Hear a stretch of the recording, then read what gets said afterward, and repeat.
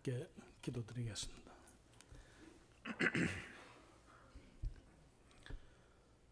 지극히 자비로우신 아버지 하나님, 주님의 섭리 속에 부족하기 짝이 없지만은 주님께서 당신의 아들의 피로 깨끗게 씻기시고 그 피를 의지함으로 당당히 이 자리에 섰나이다. 저 개인으로서는 너무나도 부끄럽고 내세울 것이 하나도 없는 연약한 것이지만 주님께서 뜻이 계셨기에 저를 보내신 것으로 알고 감히 섰사오니 주님께서 친히 말씀하여 주시옵소서.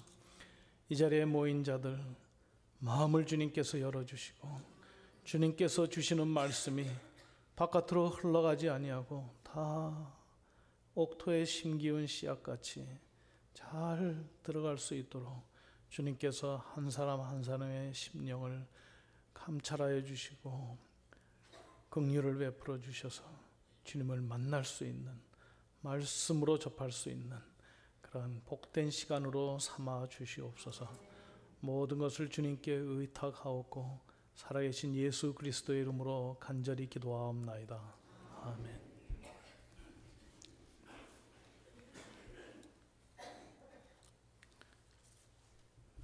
방금 목사님 통해서 소개받은 것과 같이 저는 아프리카 대륙의 남동부에 있는 말라위라고 하는 나라에서 교도소를 중심으로 선교 및 구제 사역을 하고 있습니다.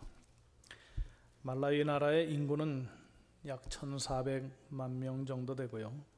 주변에 모잠비크, 잠비아, 탄자니아 등 거대한 세 나라에 파묻혀 있는 우리 남한 크기만한 작은 내륙 국가입니다. 최근에 외신을 통하여서 많이 알려졌는데 약 열흘쯤 전에 지난 15일에 이 나라가 건국한 이래, 즉 영국으로부터 1964년에 독립한 이래 가장 큰 천재지변이 생겼습니다. 엄청난 양의 비가 내려서 홍수가 수백 명의 목숨을 앗아갔고 지금 현재도 수십만 명이 집을 잃고 고통을 겪고 있습니다. 특별히 제가 사역하고 있는 곳이 그 아프리카 길쭉한 나라의 남부에 있는데 가장 강한 그 강타를 당한 곳이 그 남부 지역이라 저와 함께 동역하시는 선교사님 세 분께서 오늘도 분주하게 가장 어려운 가정을 우선순위로 해서 집집마다 찾아가서 당장 필요한 음식과 생필품 등을 전달하고 계시다고 시시각각으로 저한테 연락을 해주고 있습니다. 그렇지 않아도 지금 이 1월 중순 하수는 말라위 사람들에게는 가장 어려운 한때입니다. 12월 초에 비가 떨어지기 시작할 때 파종하고 3월 말쯤 되어 추수할 때까지 이른바 그 춘궁기를 지나가는 것이 너무나도 큰 고통입니다. 사람들이 그 작년에 추수한 그 옥수수 자루가 점점 그 사이즈가 작아감에 따라서 4월까지 연명하기 위해서 하루에 한 끼, 그러다가 점점 더 적어지면은 사흘에 2끼, 뭐 이렇게 계획을 세워서 아끼면서 겨우겨우 생명을 연장하고 있는 가운데 이러한 큰 천재지변이 떨어져서 얼마나 힘들게 살지 눈에 선하고 몸은 할 수 없이 이곳에 여러분들과 함께 있지만은 제 마음은 지금도 그곳에 달려가고 있습니다. 아프리카는 어떤 면에서 보면은 기독교 대륙이라고 아직은 부를 수 있습니다. 엄청난 오일머니로 북으로부터 계속 남하하고 있는 무슬림의 세력이 그 대륙 전체를 참 침범하고 있지만은 그래도 아직까지는 최소한도 제가 사역하고 있는 말라위와 같이 남쪽에 있는 나라들은 거의 기독교 나라라고 할 수 있을 정도입니다. 모든 행사가 시작될 때 기도로 시작하고 기도로 마치는, 인구의 70여 %가 주일이 되면 교회에 예배드리러 가는 그런 나라입니다. 물론 그것이 북으로부터 내려오는 그 무슬림들에 의해서 또 남에서도 계속 번져가는 그 이슬람 세력에 의해서 위협을 받고 있고, 언제까지 이 기독교 대륙으로 남아있겠는가 하는 걱정은 있습니다만서도 그래도 아직은 우리의 형제 자매가 되는 크리스천들의 그 대륙이라고 할 수 있습니다. 저는 나중에도 조금 더 얘기하겠지만은, 교도소에 거주하면서 재수자들의 노동력으로 만들어진 그 영양식으로 하루에 32,000여 명의 아이들이 20곳의 초등학교와 한 100여 곳의 유아원에서 맛있고 영양 있는 식사를 하면서 그것을 통해서 그 학교에 들어갈 수 있는, 복음을 전할 수 있는 통로를 얻어서 매일같이 저희가 파송한 그 하나하나의 성경 교사들이 전교생을 대상으로 최소한도 하루에 몇십 분이라도 복음을 전하고 기독교 인성을 지닌 자들로 자라서 유아원에 2년, 초등학교 8년, 10년 동안 우리가 건강하게 자라면서 또 하나님의 말씀으로 무장하여서 그 이슬람의 세력을 맞설 수 있는 그러한 크리스천도 키우는 그런 일을 하고 있습니다. 아프리카의 이 많은 사람들은 우리와 동일하게 여호와 하나님을 아버지라고 부릅니다. 그리고 그들도 주기도문을 시작할 때 하늘에 계신 우리 아버지 하면서 시작합니다. 그 나라 말로 하면은 아타테 화투, 아타테나 아버지고 화투 우리 아버지 이렇게 부릅니다. 한 분을 동일하게 우리 아버지라고 부른다는 것은 그분을 아버지라고 부르는 가운데 그 부르는 분들은 다 형제 자매가 된 것을 의미합니다. 부부 관계는 정말 아픈 일이지만 끊어질 때가 있습니다. 친구지간도 어처구니 없이 헤어질 수 있습니다. 그렇지만은 피로 연결된 형제 자매의 관계는 끊어질래야 끊을 수가 없는 그런 관계라고 할 수 있습니다. 말라위나 아프리카나 동남아시아나 중남미나 어디에 있든지 크리스천은 바로 예수 그리스도의 피로 연결되어 있는 형제 자매라는 사실을 우리는 한시도 잊어서는 안 될 겁니다. 그리스도의 거룩한 피로 연결되어 있는 하나님의 자녀요, 우리는 그 하나님의 상속자입니다. 이들은 우리가 불언간에 만나게 될 자들이고 새하늘과 새 땅에서 거룩한 몸으로 부활하여서 함께 하나님을 찬양하고 함께 기뻐할 대상들입니다. 저는 세 아이를 둔 아버지입니다. 지금은 많이 자랐지만은 그 아이들이 어렸을 때 제가 가장 제 귀에 듣기 좋았던 소리는 자기들끼리 서로 놀면서 낄낄거리고 재밌게 서로 노는 소리를 건너방에서 들을 때였습니다. 자기 주장만 내세우거나 욕심 피우지 아니하고 서로 나누고 돕는 그런 모습을 한 번씩 볼 때마다 가장 흐뭇한 그런 기쁨의 순간을 가졌습니다.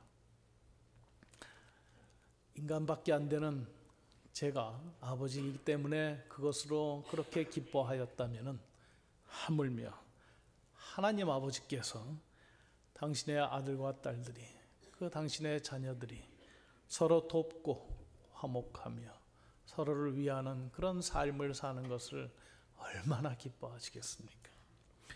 그래서 빌립보서에서 바울은 그리스도 복음에 합당한 삶을 살라 하는 그런 말씀으로 시작하면서 자기의 일을 돌아볼 뿐더러 또한 각각 다른 사람들의 일을 돌아보아 나의 기쁨을 충만케 하라 이랬습니다. 바울이 물론 1차적으로 나의 기쁨 할 때 그는 그 나에는 바울의 기쁨을 충만케 하라 이렇게 될 수 있지만은 모든 성경은 하나님의 성령으로 감동함을 받아서 쓰여진 것이기에 나의 기쁨을 충만케 하라는 그 나는 하나님 당신이 나의 기쁨, 하나님의 기쁨을 충만케 하라는 그 명령으로 우리는 받아야 됩니다. 그래서 다른 사람의 일을 돌아봄으로써 하나님을 기쁘시게 하는 그것이 마땅한 성도의 삶의 자세인데 그것의 근거는 바로 그 나의 기쁨을 충만케 하라에 이어서 나오는 너희 안에 이 마음을 품으라 곧 그리스도 예수의 마음이니 하면서 우리의 유익을 위하여 자신은 십자가에 달리시기까지 모든 것을 희생하신 그 예수 그리스도 우리의 믿음의 주요 온전케 하시는 그분을 상기하고 있는 것입니다. 그 동일한 바울의 입을 통하여서 오늘 우리가 본문으로 삼은 하나님의 말씀 고린도전서 10장 마지막 절에 또 마지막 부분에 나의 유익을 굳이 아니하고 많은 사람의 유익을 구하여 저희로 구원을 얻게 하라. 이것은 하나님께서 여러분과 저에게 오늘 주시는 명령입니다. 비록 우리 눈에는 아직은 그는 영으로 계시기에 우리는 육에 있기에 뵐 수가 없지만 이제 불언간에 그를 우리 눈으로 뵙게 될 그 하나님께서 오늘 이 자리에 임재하시면서 여러분과 저에게 이 명령을 하고 계십니다. 무겁게 받으셔야 될 하나님의 명령입니다. 많은 사람의 유익을 구하는 방식과 종류는 실로 다양할 것입니다. 저는 그저 하나의 일례로 실례로 아프리카의 최빈국이라고 할 수 있는 말라위국에서 많은 사람의 유익을 구하여 그들로 하여금 구원을 받게 하기 위해서 추진하고 있는 하나의 사역을 그저 소개할 따름입니다. 오늘은 선교 헌신주일이고 우리에게는 5대양 6대주가 펼쳐져 있고 많은 사람들이 우리의 기도와 물질과 도움과 지도를 기다리고 있습니다. 그래서 하나의 예지만은 이것을 여러분들이 일반화시키시면서 하나의 이 일에 임하는 원칙을 말씀을 통하여서 함께 모색해 보기를 바랍니다.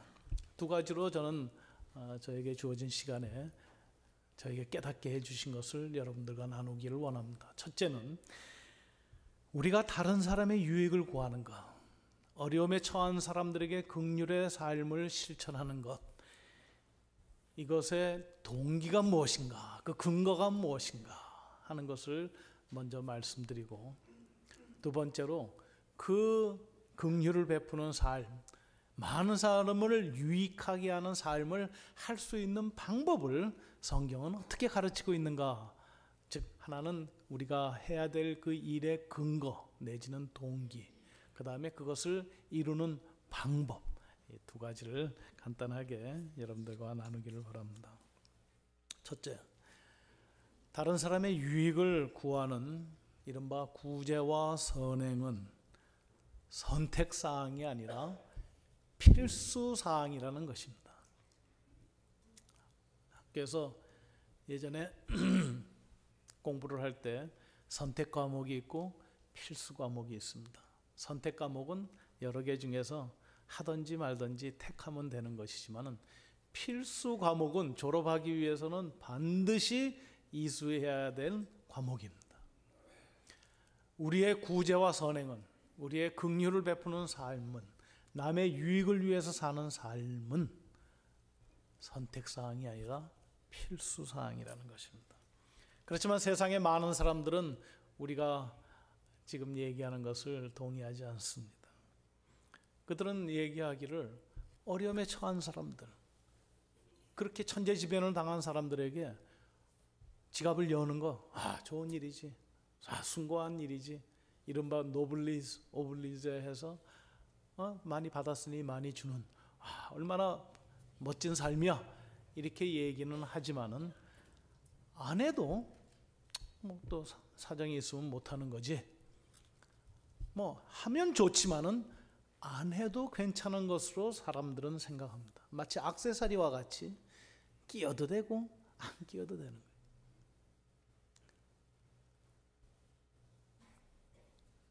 그렇지만 성경은 그렇게 말하지 않습니다.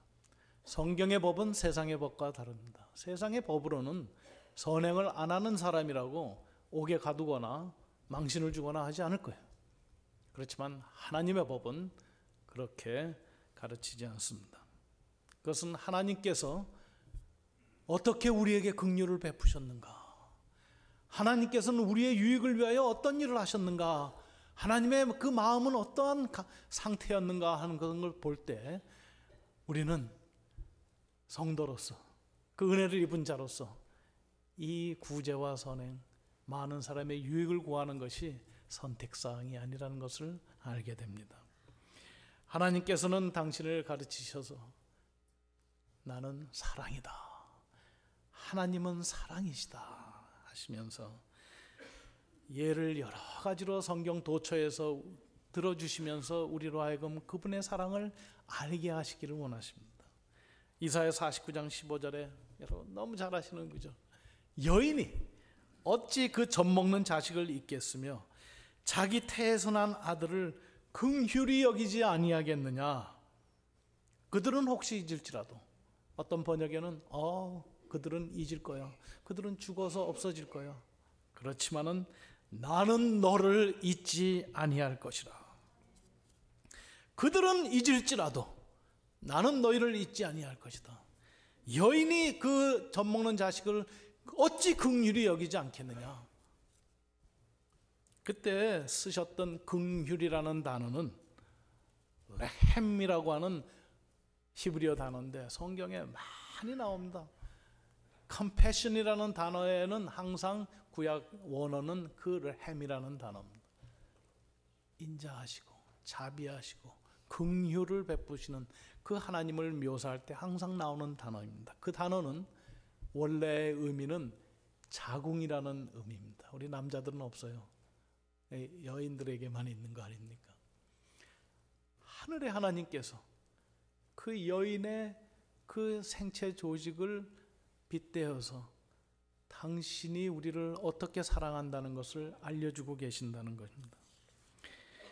자식에 대한 사랑 때문에 우리의 애간장이 끓고 진짜 내장이 뒤틀리는 그러한, 도저히 그것은 우리가 이성적으로 어떻게 중단할 수 없는, 우리의 신체가 이미 자연적으로 그걸 만들어내기 때문에 감당할 수 없는, 제어할 수 없는 자식에 대한 사랑, 우리 다 그걸 느끼지 않습니까? 아이들이 젖먹는 아이들이 배가 고프든지 해서 울면은, 아이에게 젖을 먹일 시간이 되면은, 우리 남자들은 죽어도 모르는 얘기예요. 그렇지만 여인들은 아실 겁니다. 젖이 핑 돈다 그래요. 나 우리 아기들 키울 때 제 처한테도 한 몇 차례 들은 기억이 있습니다. 생각해 보십시오. 손가락으로 천지를 지으신 그 전지전능하신 창조주 하나님께서 우리로 하여금 당신의 사랑을 좀 알아달라고 당신을 낮추시되, 아기 엄마 하나가 자기의 갓난 아기에게 가지는 애틋하고 애절한 심정을 당신이 소유하고 계시다는 것을 우리에게 알려주시는 겁니다. 도대체 이런 하나님이 어느 종교에 있습니까? 이 단어는 우리가 잘 아는 그 솔로몬의 재판에서도 나오는 단어입니다. 아이의 진짜 엄마가 아이를 칼로 두 동강을 내서 하나는 이 여자에게 하나는 저 여자에게 주라고 할 때, 우리 한글 성경에는 마음이 불타는 듯 해서 filled with compassion, 이렇게 영어 표현 번역에는 나와 있는 그 compassion이 바로 햄이라는 단어고, 하나님의 자녀에게 하나님께서는 도저히 긍휼히 여기지 않을 수가 없다는 그 표현을, 그 창기 여인의 그 마음이 불붙는 것 같아서 하는 그 단어를 가지고 당신은 우리를 긍휼히 여기신다는 표현을 하신다는 겁니다. 그래서 하나님께는 당신의 자녀들에게 대한 사랑이 옵션이 아닙니다. 선택사항이 아니라 그분은 어찌할 도리 없는 사랑으로 여러분과 저를 구속하시고 오늘 이 자리에 앉혀놓으신 겁니다. 따라서 그 은혜를 입은 우리가 무엇으로 그 은혜에 하나님께 보답할고 할 때 그분이 기뻐할 일을 하는 것은 너무나도 당연한 일입니다. 그분이 기뻐하는 것이 뭐라고요? 각각 자기 일을 돌아볼 뿐더러 각각 다른 사람들의 일을 돌아보아 나의 기쁨을 충만케 하라. 많은 사람의 유익을 구하여 저들로 구원을 얻게 하라 하시는 그 말씀을 우리는 그렇게 함부로 선택사항으로 받을 수가 없다는 얘기입니다. 이것은 우리에게 필수사항이고, 만일 우리가 어려운 가운데 처한 사람을 생각할 때 우리 마음에 긍휼히 여기는 마음, 불붙는 듯하는 마음이 없다면은, 냉담하다면은 우리는 심각하게 자기 자신에게 자문해야 됩니다. 내가 과연 하나님의 긍휼을 아는 사람인가? 하나님의 긍휼을 맛본 자인가? 만일 나에게 그런 것이 없다면 내가 하나님의 긍휼을 입지 못한 자가 아닌가? 심각한 질문입니다. 그래서 예수님께서는 긍휼 없는 자에게는 긍휼 없는 심판이 있으리라. 또 어떤 면에서 다른 곳에서는 긍휼히 여기는 자는 복이 있나니 저희가 긍휼히 여김을 받을 것이다. 이거는 오해하면 안 되는 것이죠. 우리가 긍휼히 여김을 받는 것은 우리가 다른 사람에게 긍휼을 베풀었기 때문에 하나님이 마치 우리에게 빚진 것 같이, 네가 다른 사람한테 긍휼을 베풀으니까 나도 너에게 긍휼을 베풀어야지, 이렇게 되는 것은 아니죠. 그것은 우리가 믿음으로 구원받는 그 원칙과 어긋나는 거죠. 행위로 무엇을 이루는 것이니까요. 그렇지 않죠. 만일 하나님의 긍휼이 나에게 온 것을 아는 자라면은 그 긍휼의 그 은혜를 알게 된 자는 당연히 하나님이 기뻐하시고 하나님이 피를 흘려 값주고 사신 그를, 형제자매를 위해서 긍휼히 여기지 않을 수가 없기 때문에, 만일 내가 긍휼을 베풀지 아니하면 그것은 내가 긍휼을 입지 못하였다는 증거가 되고, 긍휼을 입지 못하였다는 증거는 구원의 백성의 반열 바깥에 있는 자이기 때문에 하나님께서는 그에게 긍휼 없는 심판을 당연히 줄 수밖에 없는 그런 것이라는 것입니다.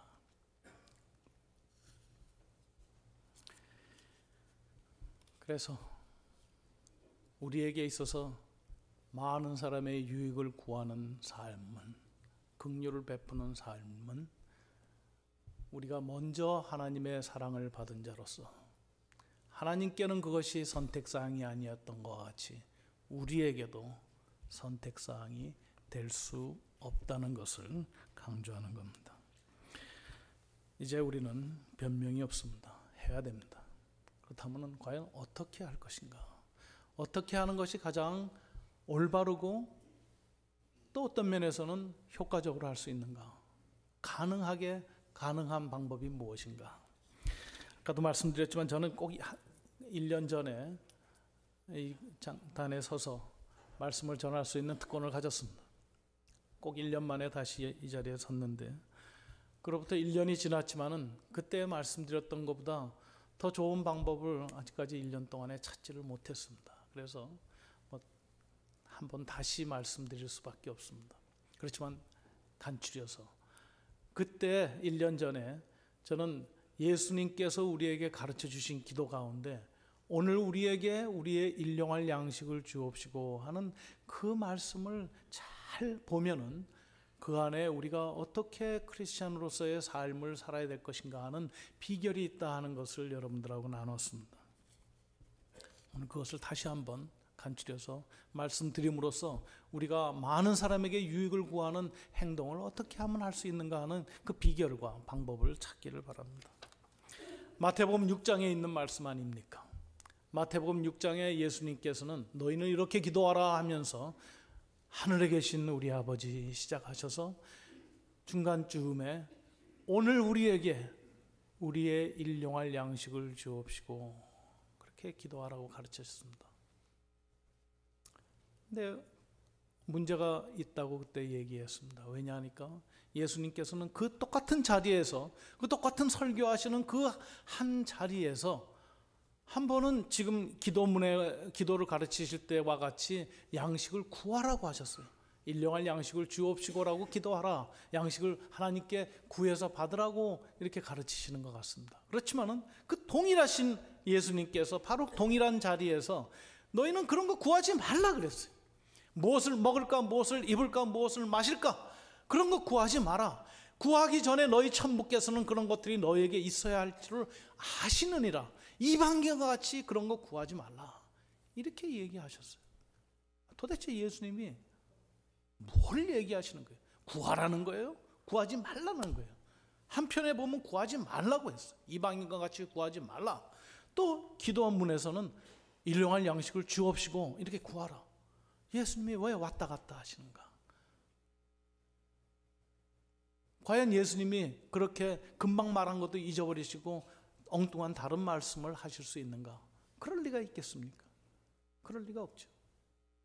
그것은 예수님께서 그 오늘 우리에게 일용할 양식을 주옵시고 하신 그 말씀 속에 담겨 있는 강조를 우리가 안다면 그것이 아무 문제 없는 상충되지 않는 통일하신 예수님의 가르침이라는 걸 알 수 있다고 했습니다. 뭡니까? 예수님께서 강조하신 것은 오늘 일용할 양식을 구하라는 겁니다. 오늘 일용할 양식만 구하라는 겁니다. 그 얘기는 예수님께서 그렇게 물질을 구함에 있어서 제한과 한계를 우리에게 강조하지 아니하셨으면 우리는 우리의 욕심이 분출되는 대로 일용할 양식 구할 사람 하나도 없을 겁니다. 일평생 양식 구할 겁니다. 자기 자식을 위해서 2평생 양식 구할 거예요. 자기 손자를 위해서 3평생 양식 구할 겁니다. 얼마 전에 한국의 무슨 뉴스거리 중에 무슨 소득세법 뭐 어쩌고저쩌고 하는 거로 해가지고 언뜻 읽다 보니까 삼성이나 SK나 이런 대기업의 임원들의 연봉이 60억이래요. 물론 뭐 셈이 나서 어휴가 아니라 어쩜 이렇게 불공평할 수가 있을까 하는 생각이 들었습니다. 그들은 아마 내 손자 때까지 내가 번 거 갖고 충분히 먹을 거야 이렇게 아마 안심할 겁니다. 우리의 속성이 그렇습니다. 그렇기 때문에 예수님께서 오늘 일용할 양식을 구하라고 하셨습니다. 오늘 일용할 양식을 구하라는 것을 염두에 둘 때 금방 생각나는 사건은 구약시대의 이스라엘 백성들의 하나님께서 베푸신 그 만나의 은혜, 만나를 주시면서 하나님께서 주신 그 제한과 한계는 한 하루 동안에 먹을 것만 채취하라고 했습니다. 그렇지만은 안식일 바로 전날에는 이틀치의 양식을 구할 수 있게 했습니다. 그래서 그 이틀치의 양식을 구해서 하루는 먹고 남은 그 잉여의 그것으로 안식일에 그들은 들에 나가서 만나를 채취해야 되는 그 고통으로부터 그 노역으로부터 안식을 얻었습니다. 너와 내 집안에 유한한 객이나 남종이나 여종이나 심지어 육축까지도 소나 나귀까지도 너와 같이 안식하게 하기 위해서 하나님께서 주신 규례입니다. 즉 하루분의 잉여의 양식으로 안식을 누리게 하셨던 하나님의 그 배려와 그 섭리를 우리가 오늘 이 시대에 살고 있는 우리들의 삶에서 적용해서 본다면은, 혹시 하나님께서 일용할 양식으로 살아야 될 우리에게 그 이외에 덤으로 잉여의 물질과 재산을 준 것이 있다면은, 그것은 우리의 만족을 위해서가 아니라 그 잉여의 부분으로 다른 사람, 자기를 포함한 다른 사람들의 안식을 위해서 하나님께서 우리에게 맡겨주신 겁니다. 이거 알아야 됩니다. 우리의 삶은, 예수님을 따르는 우리의 삶은 그가 일용할 양식을 구하며 살으셨던 것과 같이 우리도 일용할 양식을 매일 구하면서 살아야 됩니다. 이 말씀이 걸림이 될 수 있습니다. 그렇지만 이건 제 권유가 아니라 하나님의 말씀입니다. 크리스천은 내 돈 갖고 내 마음대로 하는데 누가 뭐라 그래, 이런 얘기는 입에서 나올 수가 없습니다. 내게 어디 있습니까? 모든 것은 다 하나님께로 온 거 아닙니까?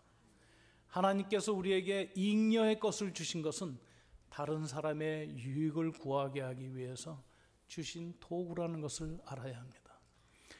우리가 집을 살 때, 우리가 새 차를 하나 더 구입할 때, 우리가 옷을 살 때, 우리가 휴가 계획을 짤 때, 우리가 무엇을 하든지 물질을 쓸 때에는 이것이 나에게 일용할 것인가 하는 것을 늘 염두에 둬야 됩니다. 그렇다고 해서 여러분들 금식하라는 것도 아니고 늘 고장나는 차를, 중고차를 사라는 거 아닙니다. 그렇지만은 나에게 이것이 일용한 것인가, 적당한 것인가, 이것을 늘 생각하면서 그렇게 자기의 물질 지출에 제한과 한계를 둘 때, 그만큼 일용할 것으로 줄일 때 혜택을 누리는 많은 사람의 그 수요가 엄청나게 많아진다는 것을 알아야 됩니다. 그것의 근거도 마찬가지, 예수 그리스도가 그렇게 사셨기 때문에 그렇습니다. 예수님이 뭐가 부족하시겠어요? 하늘의 하나님 아니십니까? 그분이 왜 고린도후서 8장 9절에 있는 말씀과 같이 주 예수 그리스도의 은혜를 너희가 알거니와 그는 부요하신 자로서 가난하게 되심은 그의 가난하게 되심으로 인하여 너희를 부요케 하심이라. 그 말씀이 우리에게 주시는 그 의미가 뭡니까? 왜 예수님이 그 구유에 누이실 만큼 가난한 집에 태어나셨고, 왜 예수님이 머리 둘 곳 하나도 없다고 말씀하시면서, 왜 예수님이 그 제자들과 같이 다니면서 그분이 이 기도를 안 하실 수가 있었겠습니까?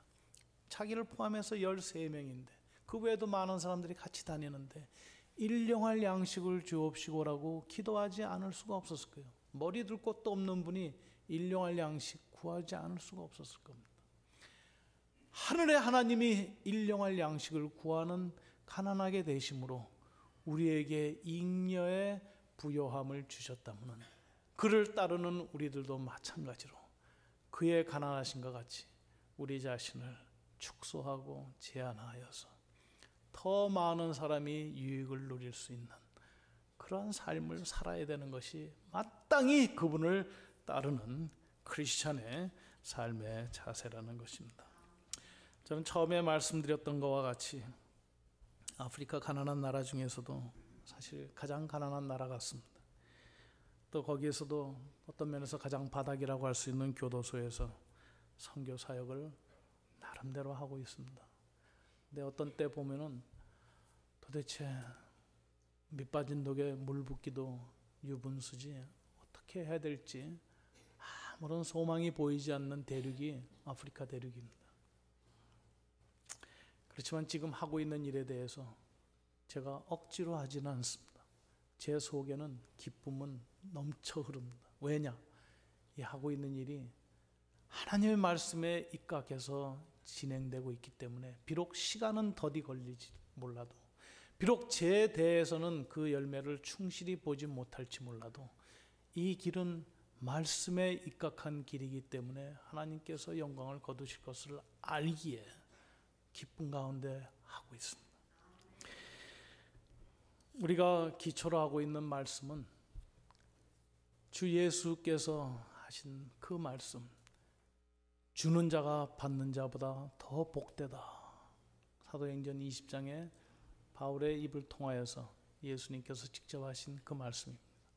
그리고 저는 교도소를 중심으로 사역을 하기에 조금 더 한 걸음 더 가까이 있는 말씀, 에베소 4장 28절에 도적질하는 자는 다시 도적질하지 말고 제 손으로 수고하여 빈궁한 자에게, 즉 빈궁한 많은 사람의 유익을 구제하는 사역을 하라. 그렇게 해서 제 손으로 수고하여 빈궁한 자에게 구제할 것이 있게 하라 하는 그 말씀을 우리의 기초로 삼고, 우리 교도소에 가면 온 이쪽 저쪽에 그 말씀이 새겨져 있습니다.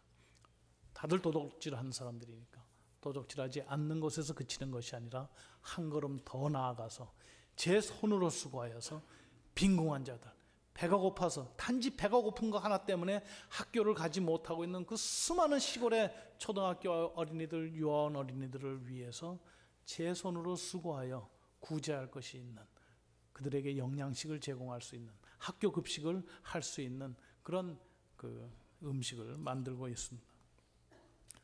우리 마칸디라는 교도소에 재소자 300여 명은, 여러분들은 토요일 날 아침에 한번 정교인 새벽 기도회 하시죠?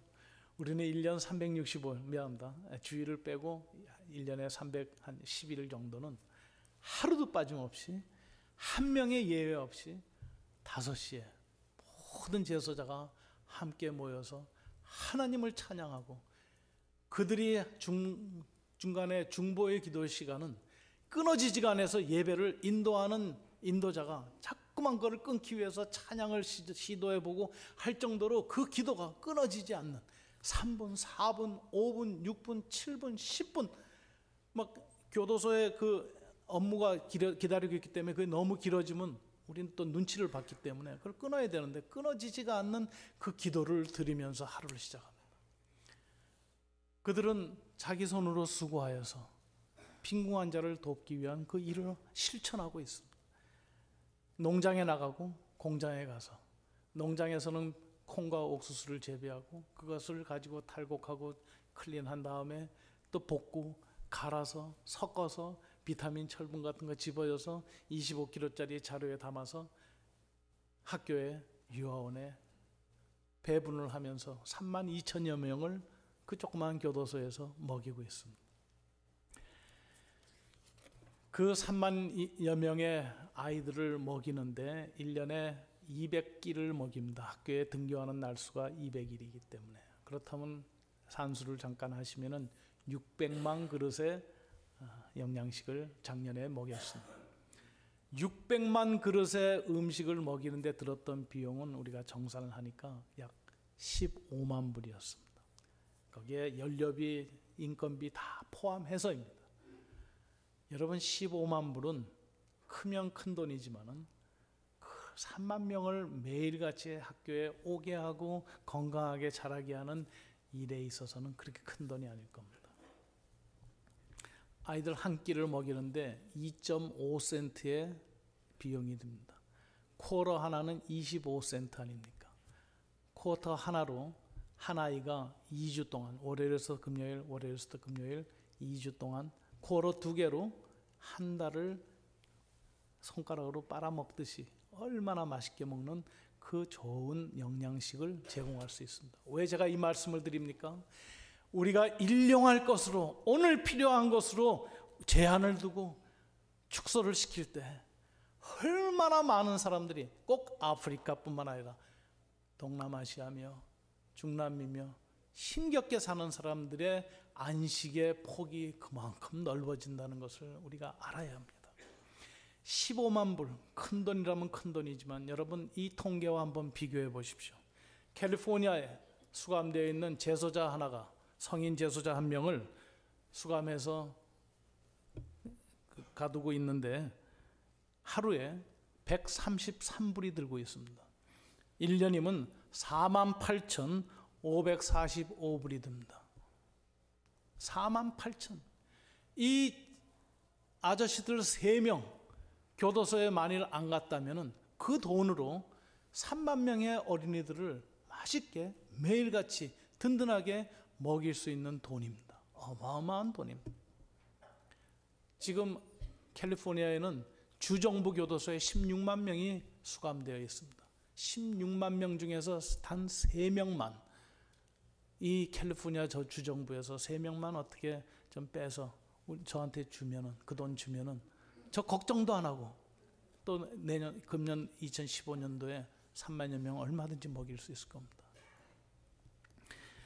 그건 성인 범죄자인 경우에 그렇고 청소년 범죄자의 경우는 더 가관입니다.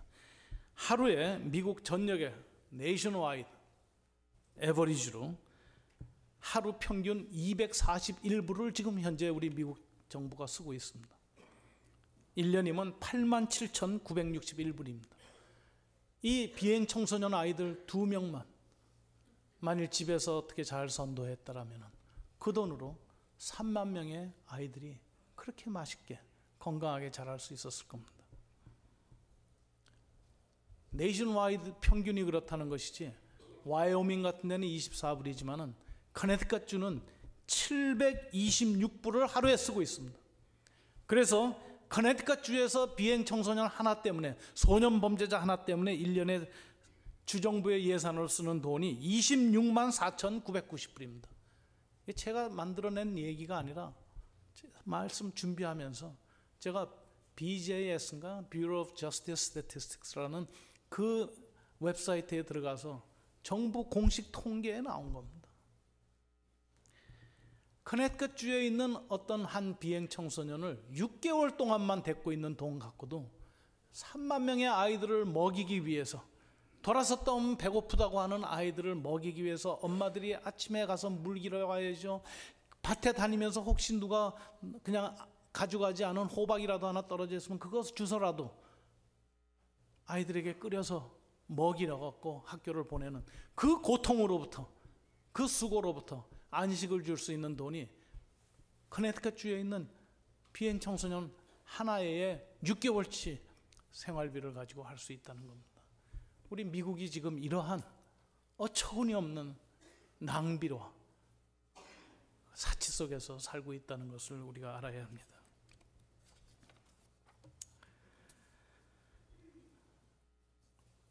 야고보서 4장 마지막 절에 사람이 선을 행할 줄 알고도 행치 아니하면 그것이 죄라고 했습니다. 오늘 저는 하나님께서 우리에게 그 선을 행하지 않으실 수 없는, 하나님께는 그것이 옵션이 아니고 필수가 되어서 하셨다는 말씀을 드리고, 예수님께서 우리에게 모범을 보이시면서 그분이 일용할 양식을 구하면서 살으셨다. 그 때문에, 그분이 우리의 일용할 양식을 구했기 때문에 여러분이 어제도 오늘 아침에도 식사를 하고 이 자리에 앉아 있는 것은 바로 그분이 여러분을 위해서 가난하게 되시고, 그분이 자기 것만 구하지 아니하고 우리의 일용할 양식을 구했기 때문에 여러분이 식사하셨다는 그 사실을 알 때, 그 은혜를 받은 우리가 그 은혜를 무엇으로 보답할까 하는 그런 삶을 살고자 할 때, 선을 행할 줄 알고도 행치 아니하면 하나님 앞에 죄가 된다는 얘기를 했습니다. 저는 일주일 전에, 저는 한 3-4일 전에 한국에서 왔는데, 한 일주일 전에 처음으로, 평생 처음으로 88 대신 아까 목사님께서 잠깐 말씀해 주셨던 저희 아버님과 함께 정말 처음으로 영화관에 갔습니다. 저도 이제 60이 넘었고 아버님은 88이고 우리 두 할아버지와 아저씨가 극장에 앉았습니다. 뭘 보러 갔겠어요? 국제시장 보러 가. 국제시장을 보면서 우리 아버님이 옆에서 저랑 처음 영화를 보니까 당신도 편하지가 않으셨을 거예요. 근데 눈물은 나는데 흘리지 않는, 안 우시려고 노력을 하시는데 내가 준비했던 그 화장실에서 갖고 온 그 티슈를 드렸습니다. 그랬더니 마음껏 닦으시면서 우시더라고요. 뭐 영화 보신 분도 계시겠죠. 이 우리 중년 남자들의 체면을 세워준 것으로 인해서 참 고맙더라고요. 보통 대부분의 영화들이 어떻게 하면 다 이 중년 남자들을 바보같이 만드는 영화들이 많은데 그래도 감사하더라고요. 그렇지만 그 안에 담겨있는 내용들 여러분들 다 좋아하셨던 내용들일 겁니다. 그 덕수 같은 사람이 열심으로 남을 위해서, 가족을 위해서 희생하고 자기는 그렇게 어려운 삶을 살았던 거 우리 많이 울면서 봤습니다. 그렇지만 그 안에 물론 영화 한 편의 영화에서 모든 걸 다 담을 수는 없지만 그래도 한 가지 분명히 우리가 알아야 될 것 하나는 우리 한국이 그 가난함으로부터 오늘의 풍요함까지 올 때에는 덕수와 같은 사람들의 노력만이 있었던 것이 아니라 우리의 대한민국은 엄청나게 많은 것을 받은 나라입니다. 여러분 1957년서부터 90년까지 33년 동안에 대한민국 정부가 미국의 무상 원조 통로인 USAID를 통해서 대한민국 남한에 퍼부어진 무상 원조액의 총액이 동기간 33년 동기간 동안에 아프리카 55개 나라 전체 미국이 준 금액보다 한국 한 나라에 들어온 돈이 더 많다는 사실은 이미 국제 원조와 관련된 모든 문헌에 자주 등장하는 일입니다. 원조가 그 나라를 더 망하게 한다 그런 얘기를 할 때 그렇지 않다 예외가 있다 한국 봐라 원조를 받고 이렇게 큰 부흥을 이루었다 하는 그런 얘기가 자주 그런 글의 책에 나오고 있습니다. 우리는 많이 받은 민족입니다. 여러분 그냥 오늘에 온 것이 아닙니다. 오렌지 카운티도 그냥 몸담고 있기에는 부담이 되는 곳입니다. 왜냐하면 오렌지 카운티는 미국에 제일 잘 사는 곳으로 알려져 있고 심지어 한국에 정신없이 사는 그 부모 재산으로 정신없이 사는 오렌지족을 얘기할 때 그 오렌지족의 유래가 오렌지 카운티다 이런 얘기도 있습니다. 우리는 많이 받았습니다. 우리에게는 사실 잉여의 양식이 있습니다.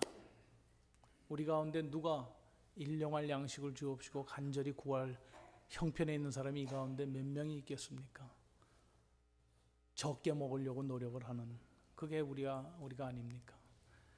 우리가 그것을 일용할 것으로 줄이고 그 잉여의 것을 많은 사람의 유익을 구하는 일에 쓸 때 하나님께서 영광을 받으시고 많은 사람이 구원을 얻게 하는 그 일에 도구가 될 것입니다.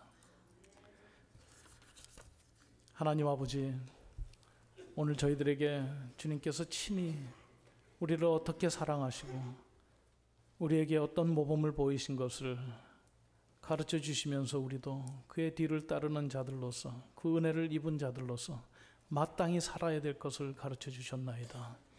이 결심이, 이 깨달음이 마치 길가에 떨어진 씨앗과 같이 없어지지 아니하게 하여 주시고 잘 심겨진 씨앗과 같이 풍성한 열매를 거둘 수 있는 하나님께 그 착한 행실로 세상 사람들이 그 너희 착한 행실을 보고 하늘에 계신 너희 아버지께 영광을 돌리게 하라 하신 그 말씀이 이루어지는 삶이 오렌지 카운티 한인교회와 이곳에 머리 숙인 모든 자들에게 임하게 하여 주시고 한국 교회에 임하게 하여 주시고 한국 사회에 임하게 하여 주셔서 정말 하나님께서 큰 영광을 받으시는 그러한 도구가 되게 하여 주옵소서. 예수님의 이름으로 기도하옵나이다. 아멘.